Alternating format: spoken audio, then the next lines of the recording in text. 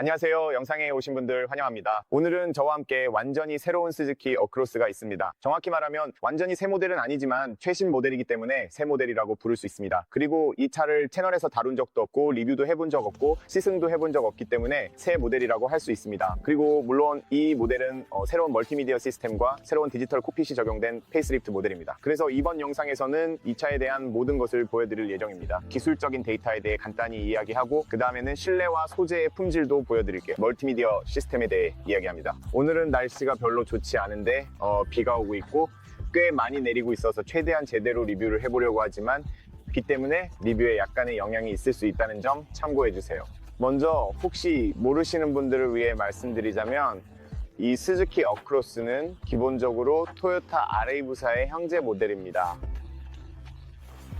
거의 같은 차지만 약간의 변화만 있습니다. 어떤 점이 달라졌는지 차근차근 설명드릴 텐데 말씀드리자면 전체의 98% 정도는 토요타 RAV사와 동일합니다. 기술, 엔진, 하이브리드 시스템, 플러그인 하이브리드 시스템 등 모든 것이 기본적으로 같습니다. 이 차는 2019년부터 스즈키와 토요타가 협력해서 만든 모델로 배출가스 규제와 더 많은 전기차 생산 등과 관련해 서로 도움을 주고받고 있습니다.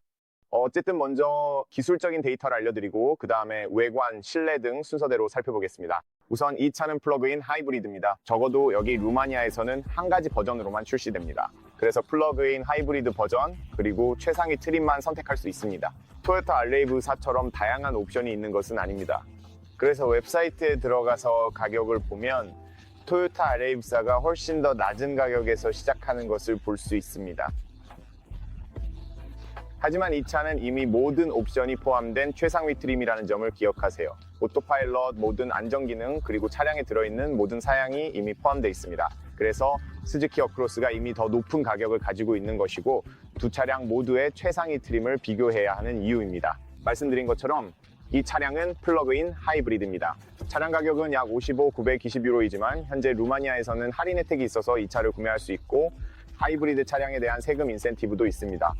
그래서 42, 210유로에 구매할 수 있는데 꽤 괜찮은 가격입니다. 만약 여러분의 나라에서도 이런 혜택을 받을 수 있다면 정말 좋은 조건이라고 생각합니다.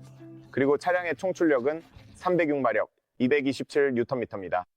이제 이 차량에는 전기 모터가 하나 들어가 있습니다. 정확히 말씀드리자면 이 차량에는 가솔린 엔진 하나와 전기 모터 두 개가 탑재되어 있습니다. 지금 바로 자세히 설명해 드리겠습니다. 가솔린 엔진은 2.5리터 직률 4기통으로 185마력을 내고 여기에 변속기 전면에 통합된 또 다른 전기 모터가 182마력 그리고 후면에 장착된 또 다른 전기 모터가 54마력을 발휘합니다. 그리고 후면에 있는 전기 모터는 사륜 구동을 돕는 역할을 합니다. 네, 일종의 동력 분배를 해주기 때문에 뒷부분에서도 힘을 전달받을 수 있습니다. 그래서 동력 분배는 기본적으로 100대 0이지만 후륜에서는 100대 0에서 20대 80까지도 조절할 수 있습니다. 이건 오프로드나 미끄러운 도로, 눈길에서 정말 중요한데 이 차는 그런 상황에서 훌륭한 성능을 보여줍니다. 그리고 트레일 모드도 있습니다. 이걸 어떻게 설정하고 어떻게 작동하는지 조금 이따가 보여드릴게요. 이 차량에는 하이브리드 시스템에 특화된 자동 변속기 ECVT가 탑재되어 있습니다. 이 부분에 대해서는 시승 영상에서 더 자세히 이야기할 예정입니다. 시승 영상을 꼭 확인해보세요. 그 영상에서는 이 차가 실제로 어떻게 주행하는지에 대한 더 많은 정보를 얻을 수 있습니다. 차량의 무게는 940kg입니다. 배터리와 전기 모터, 가솔린 엔진 등이 들어가 있어서 꽤 무거운 편입니다. 연료 탱크 용량은 55리터입니다. 또한 COE 배출량은 22g이고 이 차량은 전기 모드로만 주행할 수 있기 때문에 전기 모드만으로의 주행 가능 거리는 최대 75km입니다. 실제 주행에서는 약 50km 정도일 것으로 보이지만 꽤 인상적인 수치입니다. 플러그인 하이브리드 시스템의 배터리 용량은 18.1kW입니다. 트렁크 용량은 490L이고 좌석을 완전히 접으면 최대 1604L까지 확장할 수 있습니다. 이 부분은 곧 보여드리겠습니다. 연비는 1리터당 16.6kW입니다. 또한 브레이크가 장착된 상태에서의 견인 능력은 500kg입니다. 지상고는 19cm입니다. 회전 반경은 12m입니다. 제로백은 6초입니다. 최고 속도는 시속 180km입니다. 앞 서스펜션은 독립식 맥퍼슨 서스펜션이고 뒤에는 더블 위시본이 적용되어 있습니다. 꽤 좋은 서스펜션입니다. 또한 이 차량은 TNGA-K라는 동일한 플랫폼 위에 제작되었으며 토요타 RAV사와 같은 플랫폼을 사용합니다. 이것이 바로 이 차량에 대한 가장 중요한 기술적 데이터와 정보입니다. 이제 밖으로 나가서 디자인과 변화된 부분에 대해 조금 이야기해보고 그 다음에는 실내로 들어가서 모든 것에 대해 이야기할 예정입니다. 그리고 이 멀티미디어와 콕핏에 대해서도 이야기할 텐데 저는 이 두 가지가 정말 훌륭하다고 생각합니다. 그럼 밖으로 나가보겠습니다. 이것이 키입니다. 기본적으로 동일한 키이지만 뒷면에는 스즈키 로고, 스즈키 배지가 있습니다. 하지만 여기에는 4개의 버튼이 있습니다. 첫 번째 버튼으로는 차량 외부에서 에어컨, 즉 공조 시스템을 시동할 수 있습니다. 예를 들어 여기서 대기하고 있다가 에어컨을 켜고 싶으면 이 버튼을 누르기만 하면 에어컨이 켜집니다. 그리고 조금 있다가 차에 들어가면 완벽한 온도가 되어 있죠. 그 다음에는 트렁크를 여는 기능이 있습니다. 여기서 트렁크를 열 수 있습니다. 이 버튼을 2초 동안 누르면 계속 누르고 있을 필요가 없습니다. 트렁크가 자동으로 열리기 때문에 정말 편리합니다. 그리고 닫고 싶을 때 제가 전에 시도해보진 않았지만 트렁크도 닫을 수 있습니다. 2초 동안 버튼을 누르면 트렁크가 자동으로 닫힙니다. 이 기능은 정말 멋지고 매우 유용합니다. 그리고 나머지 2개의 버튼은 잠금과 잠금 해제입니다. 물론 차량을 잠글 때 전동식 사이드미러가 접히는 것을 볼 수 있는데 이는 좁은 공간에서 SUV를 사용할 때 매우 유용하며 키리스 엔트리 기능도 함께 제공됩니다. 즉 여기 손가락을 대면 잠글 수 있고 그리고 만약 제가 틀리지 않았다면 이 부분에 센서가 있어서 차에 다가가면 바로 잠금이 해제됩니다. 이것도 정말 유용한 기능입니다. 이 버튼을 누르면 창문을 열 수 있는지 잘 모르겠네요. 그런 기능은 없는 것 같습니다. 네, 다른 차들처럼 그런 기능은 없습니다. 어쨌든 이게 바로 키입니다. 이제 외관 디자인에 대해 조금 이야기해보죠. 앞부분부터 시작할 건데 왜냐하면 전면부가 RAV사와 이 어크로스 사이에서 가장 큰 변화가 있는 부분이기 때문입니다. 그리고 보시면 헤드램프, 범퍼, 그릴의 디자인이 완전히 다르다는 걸 알 수 있습니다. 이 어크로스에서는 그릴의 공기 흡입구가 훨씬 더 크고 좀 더 공격적으로 보입니다. 마치 입을 벌린 듯한 좀 더 개방된 그릴을 가지고 있습니다. 그래서 아마도 이런 점이 공기역학적인 성능에 어느 정도 영향을 줄 수 있을 것 같은데요. RAV사를 기억하신다면 그릴이 좀 더 닫혀있고 훨씬 더 작았던 걸 알 수 있습니다. 그래서 아마도 확실하진 않지만 RAV사에서는 약간 더 많은 혹은 더 적은 학력 또는 더 낮은 학력 개수를 가지겠지만 더 나은 공기역학적 성능을 보일 수 있을 것 같습니다. 하지만 그 차이는 아주 미미해서 대략 0.005 정도일 것 같아요. 어쨌든 그 외에는 그냥 개인적인 취향의 문제입니다. 저는 이 전면부가 정말 마음에 들어요. 공격적이면서도 아름답다고 생각하고 이런 세련된 헤드램프를 적용한 점이 정말 매력적이라고 봅니다. 그래서 전면부는 확실히 아주 날렵하고 멋진 디자인을 보여줍니다. 어쨌든 저는 이게 좋습니다. 그리고 옆면을 보면 기본적으로 뒤쪽은 같은 차량이지만 이 앞쪽 부분에서는 약간의 차이가 있다는 걸 알 수 있습니다. 휠은 19인치 휠이 기본으로 장착되어 있습니다. 차량과 정말 잘 어울려요. 이 수즈키 에크로스에는 이 크기가 딱 알맞다고 생각합니다.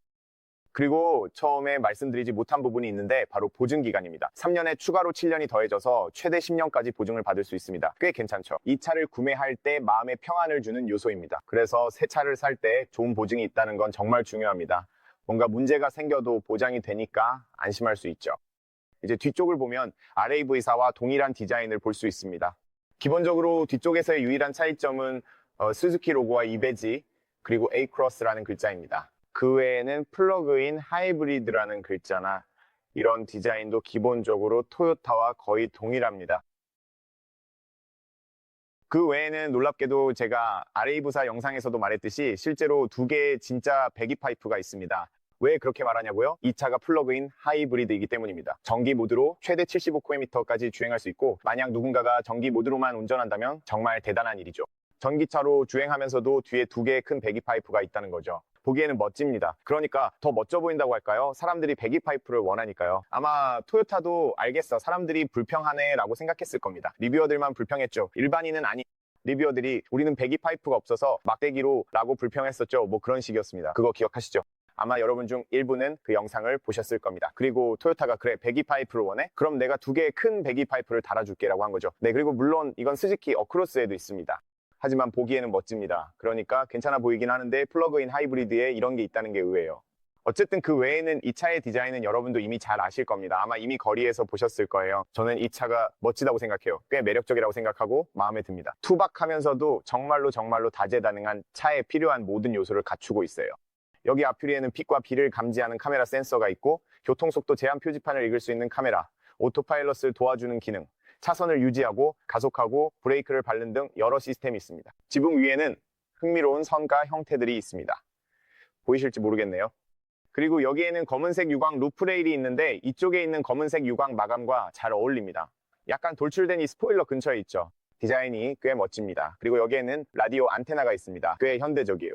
여기는 브레이크 LED 등이 있습니다. 뒷슈리는 썬팅이 되어 있습니다. 이 창문은 열선이 들어가 있어요. 정말 좋네요. 그리고 아래쪽에는 이 와이퍼도 있습니다.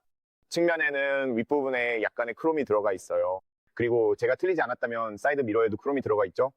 여기에도 있고 양쪽 모두에 플러그인 하이브리드 배지가 있습니다. 크롬이 들어간 부분에는 더 이상 다른 크롬이 없습니다. 그리고 앞쪽에도 크롬이 있는데 휠과도 잘 어울립니다. 휠도 밝은 색상이에요. 뒤쪽에는 할로겐 라이트, 방향지시 등, 후진등이 할로겐으로 조합되어 있습니다. 여기에는 안개등이 있는데 이건 LED이고 테일라이트도 LED입니다. 아래쪽에는 후방 카메라가 있습니다. 번호판에도 LED 조명이 들어가 있어요. 직접 확인하실 수 있는데 이 점이 좋습니다. 아크로스 플러그인 하이브리드입니다. 그리고 뒤쪽과 앞쪽 모두에 주차 및 안전 기능을 위한 센서가 4개씩만 있습니다. 측면에는 센서가 없지만 이 정도면 충분합니다. 조명 반사판이 있고 아래쪽에는 배기 파이프가 있는데 실제로 존재하며 크기도 꽤 큽니다. 배기 파이프가 꽤 잘 보입니다. 그 외에는 뒷범퍼에 블랙글롯이 마감이 되어 있습니다. 먼지에 대해 죄송합니다. 최근에 비가 많이 와서 세차를 했는데도 이곳에 오면 어차피 다시 더러워집니다. 이 근처에는 세차장이 없어서 어쩔 수 없네요. 어쨌든 충전 포트는 오른쪽에 있습니다. 여기서 AC로 차량을 충전할 수 있습니다. 이게 바로 충전 포트인데 쉽게 열 수 있습니다. 연료 탱크는 내부에서 열어야 합니다. 그리고 창문 주변에는 틴팅이 되어 있어서 좋습니다. 아래쪽에는 검은색 고무가 약간 둘러져 있습니다. 손잡이도 꽤 커서 아주 쉽게 열 수 있습니다. 이것이 소리입니다. 그래서 소리가 꽤 괜찮게 들리네요. 뒷부분도 마찬가지입니다. 네, 여기서는 소리가 더 좋게 들려요. 항상 뒷문 쪽 소리가 더 좋게 들리죠. 왜 그런지는 모르겠어요. 여기에는 아주 크고 거대한 거울이 있고 모서리에는 사각지대 경고등이 있으며 방향지시등과 LED도 있습니다. 아래쪽에는 바닥을 비추는 조명이 있어요. 노란색 조명입니다. 그리고 앞쪽으로 가면 여기가 가장 큰 차이점이에요. 여기에는 스즈키 배지가 있습니다. 이 위쪽 스즈키 배지 뒤에는 레이더가 있고 그 다음에는 검은색 유광 마감의 에어 인테이크와 그릴이 있는데 꽤 큽니다. 여기에는 방향지시등이 있는데 이것도 할로겐 램프이고 그 다음에는 저고빔용 LED 램프가 있습니다. 그리고 이 주변에는 주간주행등이 있고 디자인도 매끈하고 깔끔하며 심플합니다. 아래쪽에 있는 안개등이 헤드램프와 같은 색온도로 빛나는 점이 정말 마음에 듭니다. 이건 정말 좋은 부분이에요. 정말 잘 어울립니다. 그리고 전면에는 주차 및 안전 기능을 위한 센서가 4개 있습니다. 이쪽에도 검은색 유광 마감이 있고 아래쪽에는 약간 실버 컬러와 거친 느낌의 디자인이 적용되어 있습니다. 하지만 그 외에 정말 유용한 점은 이 부분에 검은색 유광 휠 프로텍터가 있어서 차량의 도장을 보호해 준다는 것입니다. 또한 이 부분에도 플라스틱이 있어서 이 영역을 보호해 줍니다.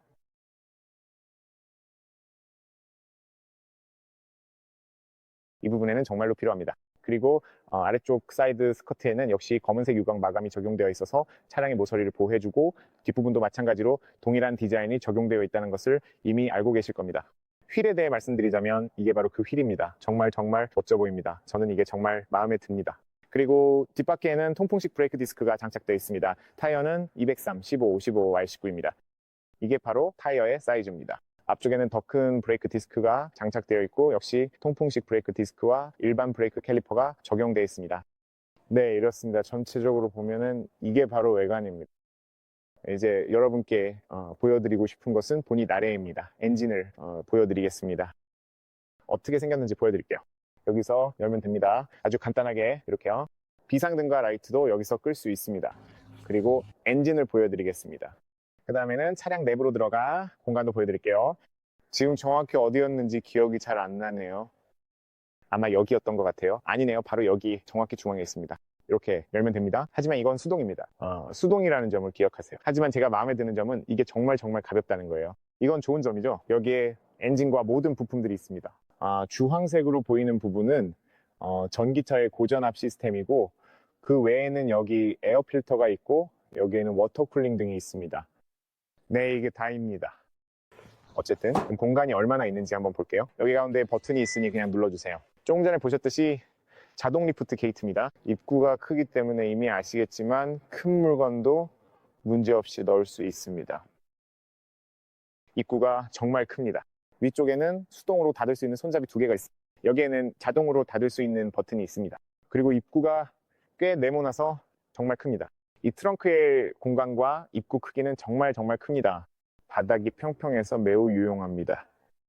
여기에는 짐을 아무 문제 없이 넣을 수 있습니다. 여기 모서리에는 아주 유용한 고리들이 있습니다. 오른쪽에는 약간 더 넓은 공간이 있습니다. 그리고 여기에는 150V 콘센트가 있어서 이렇게 열면 노트북을 충전할 수 있습니다. 다른 전자기기에 전기를 공급할 수 있는 제대로 된 소켓이 있습니다. 정말 유용합니다. 이런 기능을 제공하는 차가 많지 않기 때문에 정말 훌륭합니다. 그리고 물론 여기에는 12V 포트도 이 근처에 있습니다. 여기에는 LED 조명이 있고 바닥 아래를 보여드리면 스페어 타이어와 수리 키트가 있습니다. 그리고 저는 충전 케이블도 이 공간 아래에 넣을 수 있었습니다. 이렇게 하면 트렁크 전체를 온전히 사용할 수 있어서 매우 유용합니다. 이제 좌석을 접고 싶으시다면 40-60 비율로 접어야 합니다. 중간 부분은 접을 수 없어서 긴 물건을 실을 때는 불편하지만 괜찮습니다. 여기까지 약간 몸을 뻗어야 합니다. 이 버튼을 누르면 되고, 그리고 여러 위치로 조절할 수도 있습니다. 그 부분은 조금 이따가 도착하면 보여드리겠습니다. 하지만 그렇지 않으면 이렇게 해야 합니다. 버튼을 누르고 좌석을 접으면 완전히 평평한 바닥이 되어진 물건도 문제없이 실을 수 있습니다. 여기서 잠을 잘 수도 있습니다. 요즘 차 안에서 2일 정도 캠핑하는 게 유행인 것 같아서 이런 식으로 캠핑하는 분들도 많이 봤습니다. 하지만 전반적으로 이게 바로 이 공간입니다. 꽤 넓은 공간, 매우 실용적인 차예요. 그래서 정말 실용적인 패밀리 SUV입니다. 여기가 측면에서 들어오는 입구인데 입구도 꽤 넓고 뒤쪽도 정말 큽니다. 그리고 이 주변이 모두 평평하다는 점도 마음에 듭니다. 다리 쪽 아래에도 약간의 수납 공간이 있는데 변속기 터널이 그리 크지 않아서 좋고, 그래서 여러 가지 물건을 넣을 수 있는 수납 공간이 있습니다. 하지만 전반적으로 이게 바로 이 공간입니다. 안으로 들어가기 전에 문과 창문에 대해 조금 이야기해 보겠습니다. 여기에는 창문이 2개 있습니다. 하나는 고정되어 있고 하나는 아래로 접을 수 있습니다. 이 창문을 아래로 접으면 뒤쪽에는 이중 유리가 없지만 앞쪽에는 있다는 것을 볼 수 있습니다. 이 부분은 조금 있다가 그곳에 도착하면 보여드리겠습니다. 아주 빠르게 위아래로 움직입니다. 시야도 좋습니다. 그곳에 도착하면 보실 수 있을 거예요. 저는 문에 사용된 품질이 정말 마음에 듭니다. 이렇게 빨간 스티치가 들어간 가죽이 곳곳에 사용되어 있고 품질이 정말 뛰어납니다. 게다가 이 가죽은 꽤 부드럽고 포근해서 그 점이 아주 마음에 듭니다. 여기에는 창문 버튼, 열선 시트, 그리고 뒷좌석 승객을 위한 한 가지 위치가 있습니다. 음료를 넣을 수 있는 약간의 수납 공간이 있고 그 옆에는 Across라고 적힌 스피커가 있습니다. 입구가 아주 커서 체격이 아무리 크더라도 들어가기 충분합니다. 여기가 바로 입구입니다. 정말 실용적이고 넓은 차량이에요. 말씀드렸듯이 이 차의 실용성은 정말 뛰어납니다. 지붕은 검은색이지만 저는 흰색이나 더 밝은 색이었으면 좋겠다고 생각해요. 그래도 괜찮습니다. 그리고 이 버전에는 파노라마 글라스 루프가 없습니다.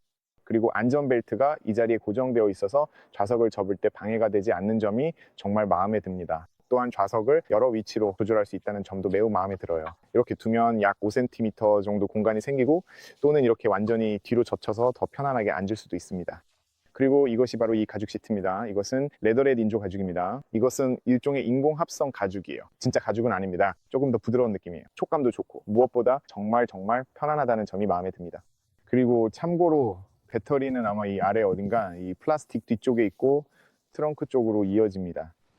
그리고 가운데에는 약간의 빨간 스티치가 들어간 직물 소재가 사용되어 있습니다. 그리고 아이서픽스가 2개 있습니다. 뒷좌석에 어린이용 카시트를 2개 설치할 수 있습니다.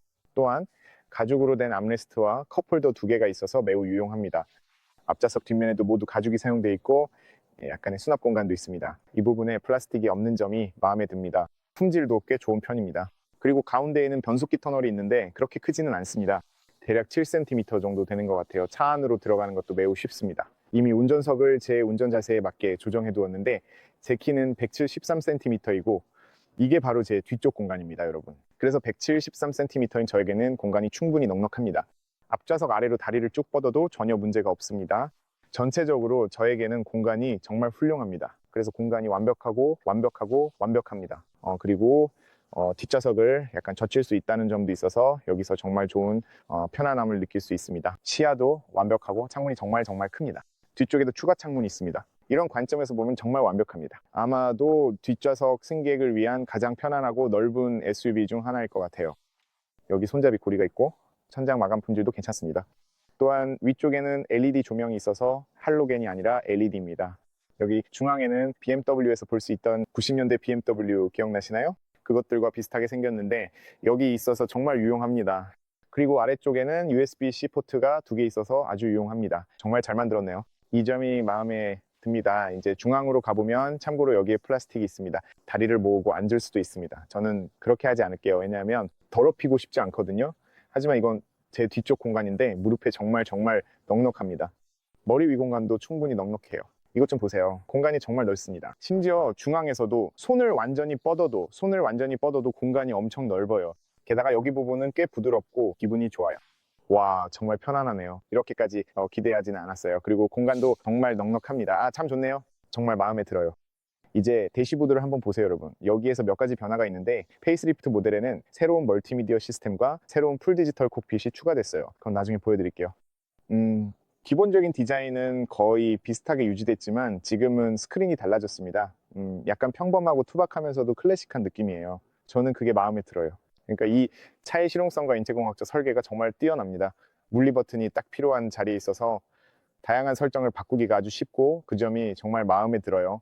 여기 앞쪽에는 약속드린 대로 보여드릴게요. 이중 유리가 있습니다. 그래서 앞쪽 유리는 이중으로 되어 있어서 고속도로에서 소음 차단 등 여러 면에서 큰 도움이 됩니다. 그 외에는 거의 같은 디자인과 동일하게 좋은 품질의 소재가 사용됐고 여기에는 가죽, 여기에는 부드러운 소재가 적용되어 있어서 아주 좋습니다. 그리고 여기에는 창문을 조작하는 버튼들이 있습니다. 창문 잠금 버튼, 차량 잠금 및 해제 버튼, 창문과 미러의 전동 조절 버튼이 있고 미러를 접는 기능도 있습니다. 여기에는 약간의 수납 공간도 있습니다. 도어 포켓의 수납 공간은 비교적 작습니다. 조금 더 컸으면 좋겠지만 승객을 위한 공간이 더 넓기 때문에 괜찮습니다. 그리고 여기에는 스피커가 있습니다. 여기가 입구입니다. 이렇게 생겼습니다. 앞쪽에도 넓은 입구가 있습니다. 이것들이 바로 시트입니다. 시트가 꽤 멋져 보입니다. 또한 전동 조절식 시트입니다. 여기서 원하는 모든 위치로 시트를 전동으로 조절할 수 있습니다. 아주 간단합니다. 요추 지지대 위치도 조절할 수 있습니다. 이것들이 페달입니다. 단순하고 일반적인 페달이지만 품질은 좋습니다. 그리고 여기에는 연료 탱크 도어를 열 수 있는 버튼이 있습니다. 그리고 조금 더 위쪽에는 많은 물리 버튼들이 있습니다. 이것은 오토 하이빔용이고 이것은 앞유리 열선용입니다. 그래서 앞유리에 열선이 들어가 있습니다. 하지만 모든 부분에 열선이 들어가 있는 것은 아닙니다. 아래쪽과 위쪽 그리고 가장자리 부분에만 열선이 들어가 있어서 겨울철에도 매우 유용합니다. 그리고 열선 스티어링, 휠, 트립 그리고 트렁크 오픈 버튼이 있습니다. 그리고 여기에는 아주 유용한 수납 공간도 있습니다. 그리고 밤에는 이 부분이 조명으로 밝혀집니다. 멋진 파란색 앰비언트 라이트를 볼 수 있습니다. 여기에는 가죽과 부드러운 소재가 사용되었고 대시보드 전체에는 고무 느낌의 부드러운 소재가 사용되어 있어서 품질이 매우 좋습니다. 여기에는 송풍구가 있는데 만져보면 촉감이 꽤 좋습니다. 이것이 시트의 모습입니다. 디자인이 매우 멋집니다. 시트는 정말 편안합니다. 제가 이 차를 이틀 동안 운전해 봤는데 시트가 정말 마음에 든다는 걸 꼭 말씀드리고 싶어요. 옆지지대도 정말 마음에 듭니다. 이 가죽이 약간 부드러운 느낌이라 앉았을 때 편안함을 더해주는 점도 정말 좋습니다. 안으로 들어가서 창문 주변의 시야를 보여드릴게요. 시야가 정말 좋습니다. 거울도 꽤 커서 사이드 미러의 시야도 아주 좋습니다. 앞유리 시야도 훌륭해서 직접 보실 수 있습니다. 이 거울에서도 뒤쪽 시야가 아주 좋습니다. 백미러와 창문 주변을 보면 시야가 정말 탁월하다는 걸 알 수 있습니다. 뒷좌석도 다시 한번 보실 수 있습니다. 그리고 여기 가운데에는 이 암레스트가 있는데 이것도 부드러운 소재로 되어 있습니다. 가죽이 사용된 모든 부분이 아주 부드럽고 촉감이 꽤 좋다는 점이 마음에 듭니다. 여기에도 수납 공간이 있고 아래쪽에도 수납 공간과 12V 포트가 있습니다. 멋지죠? 그리고 여기에는 컵홀더 2개와 넉넉한 공간이 있고 팔을 올려놓는 바로 그 위치에는 다양한 기능을 조작할 수 있는 물리 버튼들이 많이 있습니다. 여기서 주행 모드나 셀렉터 위치 등도 변경할 수 있습니다. 여기서 후방 카메라도 볼 수 있습니다. 주행을 도와주는 가이드라인도 활성화되어 있습니다.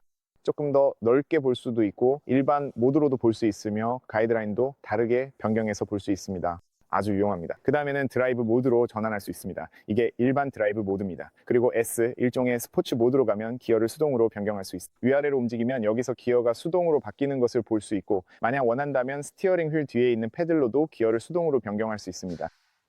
그 외에도 여기에는 휴대폰을 놓을 수 있는 공간이 있지만 아쉽게도 무선 충전은 지원하지 않습니다. 그래서 저는 이 차에서 유일하게 아쉬운 점이 바로 이 부분입니다. 그 외에는 모든 것이 완벽합니다. 그리고 12V 포트가 있습니다. 네, 여기 12V 포트가 있고 그 근처에 USB 포트도 있습니다. 조금 더 아래에는 전자식 파킹 브레이크가 물리 버튼으로 있습니다. 오토홀드도 물리 버튼으로 제공됩니다. 여기에는 EV와 HV 모드를 전환할 수 있는 버튼이 있는데 이건 자동으로 작동합니다. 그래서 이 버튼을 누르기만 하면 차량이 자동으로 모드 간 전환을 합니다. 즉 언제 전기 모드로 주행할지, 언제 가솔린 모드로 주행할지, 언제 두 가지를 혼합할지 차량이 스스로 선택합니다. 그리고 여기서는 하이브리드 모드로만 주행하고 싶으면 전환할 수 있는데 왼쪽을 보면 뭔가가 바뀌는 걸 볼 수 있습니다. 그리고 배터리를 충전하고 싶으면 몇 초간 버튼을 누르고 있으면 충전 모드라고 표시됩니다. 지금은 담당 모드에 있습니다.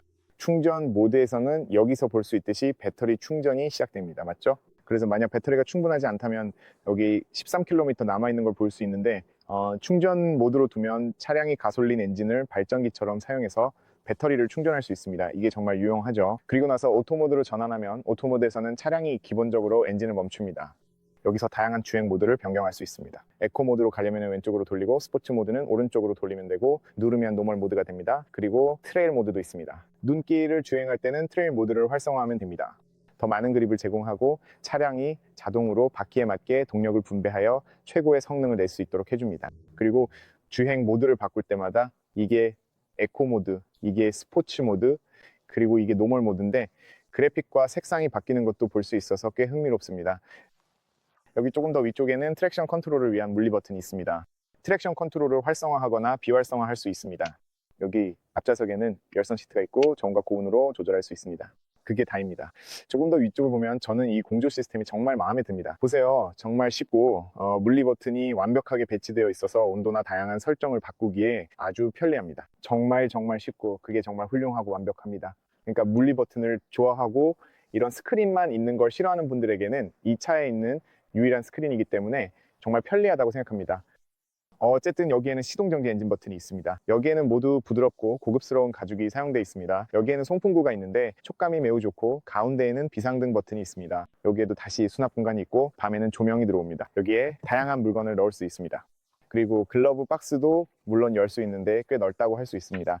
네, 제 관점에서는 이 정도면 여러 가지 다양한 물건을 넣기에 충분한 공간이라고 생각합니다. 그래서 네, 정말 괜찮네요. 어쨌든 이게 바로 스티어링 휠입니다. 수동으로 아래, 위, 앞으로, 뒤로 조절할 수 있습니다. 정말 간단하게 그냥 이렇게 하면 됩니다. 여기에는 좌우로 스토크 레버가 있습니다. 스티어링 휠도 가죽으로 되어 있고 빨간 스티치가 들어가 있습니다. 촉감이 좋습니다. 크기도 완벽해요. 게다가 조종석과 멀티미디어 화면 모두에서 시야가 아주 좋습니다. 딱 한 가지 아쉬운 점은 멀티미디어 스크린이 운전자 쪽으로 약간 기울어져 있었으면 좋겠다는 거예요. 지금은 거의 정면을 보고 있거든요. 그 외에는 정말 괜찮아요. 여기에는 음성 명령, 볼륨, 전화 등 물리 버튼이 있고 이 버튼들로 화면의 다양한 정보를 제어하고 커스터마이즈하고 변경할 수 있습니다. 이 부분은 곧 보여드릴게요. 여기 오른쪽에는 오토파일럿, 크루즈 컨트롤, 미디어를 위한 물리 버튼이 있습니다. 앞쪽으로 가보면 지금은 새로운 디지털 스크린이 있습니다. 창문에서 반사가 있어서 잘 보이실지 모르겠지만 그래도 꽤 잘 보이길 바랍니다. 왼쪽과 오른쪽에 어떤 정보를 표시할지 원하는 대로 커스터마이즈 할 수 있어서 정말 좋아요. 화면에 더 많은 옵션을 원하신다면 다양한 항목도 추가할 수 있어서 정말 좋습니다. 그리고 이게 어떻게 보이는지 보여드릴게요. 지금 왼쪽에 보이는 게 에코 점수입니다. 맞죠? EV 주행 비율, 즉 전기 모드로 얼마나 오랫동안 주행했는지도 확인할 수 있습니다. 이 부분에는 오토파일럿과 운전자 보조 시스템 정보, 내비게이션, 주행 정보도 표시됩니다. 예를 들어 차량이 회생 제동을 할 때의 그래픽 화면도 이렇게 볼 수 있습니다. 이제 충전 모드로 전환해 볼게요. 그러면 바로 확인하실 수 있습니다. 주행 중에 에너지가 어떻게 흐르는지 실시간으로 보여주는 멋진 그래픽도 볼 수 있습니다. 이 부분은 시승 영상에서도 좀 더 자세하게 확인하실 수 있고 타이어 공기압이나 좌우 동력 분배 등도 함께 볼 수 있습니다. 그래서 원하는 정보를 선택할 수 있고 이 부분은 소비량을 보여줍니다. 오른쪽에서도 마찬가지로 타이어 공기압, 전후 동력 분배, 공백, 평균 소비량, 에코 점수, 모니터링 등을 확인할 수 있습니다. 이런 기능은 왼쪽과 오른쪽 모두에 적용할 수 있어서 정말 멋집니다. 그렇죠? 가운데에는 차량에 오류가 있을 때 관련 정보가 표시됩니다. 시스템 뷰도 있습니다. 설정 메뉴도 있습니다. 설정에 들어가면 밝기, 차선 유지 보조, 사각지대, 감지 기술, 긴급 제동 등 모든 안전 기능을 여기서 활성화하거나 비활성화할 수 있습니다. 계기판 설정으로 들어가면 언어, 단위, 연비, 하이브리드 등 더 세부적인 설정도 할 수 있습니다. 이처럼 추가적인 설정들이 이곳에 있고 차량 설정도 마찬가지로 할 수 있습니다. 그래서 여기서 몇 가지 설정을 변경할 수 있습니다. 이게 좋은 점은 일부 설정이나 안전 기능들이 이 화면 디지털 콕핏에 있다는 점입니다. 즉 다른 곳이 아니라 여기에서 바로 조작할 수 있습니다. 그리고 세 가지 다른 맞춤형 설정 간에도 자유롭게 전환할 수 있어서 전혀 문제없이 사용할 수 있습니다. 네, 여러분, 콕핏에 대한 설명은 여기까지입니다. 이게 바로 새로운 콕핏이고 제가 보기엔 지금까지 스즈키에서 나온 콕핏 중 최고라고 생각합니다. 이제 중앙에 있는 멀티미디어로 넘어가 보겠습니다. 그 전에 위쪽을 보여드리면 여기에는 손잡이, 마이크, 그리고 정말 크고 넓은 화장 거울이 있습니다. 위쪽에는 LED 조명도 있고 안경을 보관할 수 있는 공간도 있어서 정말 편리합니다. 요즘 이런 기능이 있는 차가 많지 않죠. SOS 버튼도 있습니다. 그리고 여기에 거울이 있습니다. 이미 보셨죠? 이제 여기 화면 멀티미디어 스크린으로 가보겠습니다. 이 부분이 달라졌어요. 이제 조금 더 커졌고 내비게이션과 전체 멀티미디어 시스템도 업그레이드 되었습니다. 속도도 훨씬 빨라졌어요. 새로운 하드웨어, 훨씬 더 좋은 하드웨어가 탑재됐습니다. 보시다시피 정말 빠릅니다. 저는 이 점이 정말 마음에 들어요. 드디어 스즈키도 내비게이션에서 한 단계 업그레이드 했네요. 비록 토요타와 같은 시스템이긴 하지만요. 목적지를 검색하면 예시로 하나 보여드리고 싶어요.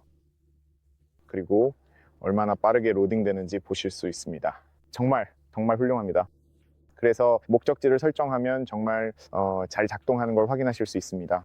정말 마음에 들어요. 저는 제 휴대폰 애플 카플레이를 연결해 놨는데 보시다시피 애플 카플레이를 무선으로 연결할 수 있어서 케이블이 전혀 필요 없어요. 이 점이 정말 좋습니다. 그리고 이렇게 다시 스즈키 화면으로 돌아갈 수도 있습니다. 이게 차량의 내비게이션입니다. 이건 미디어, 이건 전화, 네, 연결성 등등입니다. 그리고 이건 그래픽이기도 해요. 이건 정말 훌륭해요. 여기 차량 메뉴에서는 몇 가지 옵션이 있습니다. 주행 정보와 기록을 볼 수 있어요. 에너지 흐름도 있는데 이건 에너지가 실시간으로 어떻게 움직이는지 보여줍니다. 지금 보시면 제가 충전 모드를 선택했기 때문에 차량이 배터리를 충전하고 있습니다. 여기 보시면 충전됨이라고 표시되어 있고 지금 15km가 충전된 상태입니다. 그래서 지금은 가솔린 엔진이 발전기처럼 작동하고 있지만 이건 전환할 수 있습니다. 이 버튼을 누르고 자동 모드로 설정하면 이제 멈춥니다. 가솔린 엔진이 잠깐 작동하다가 몇 초 후에 자동으로 꺼집니다. 그리고 충전 예약 기능도 있습니다. 충전 일정을 예약할 수 있어요. 맞춤 설정에서는 조명 설정, 도어 설정 등이 있습니다.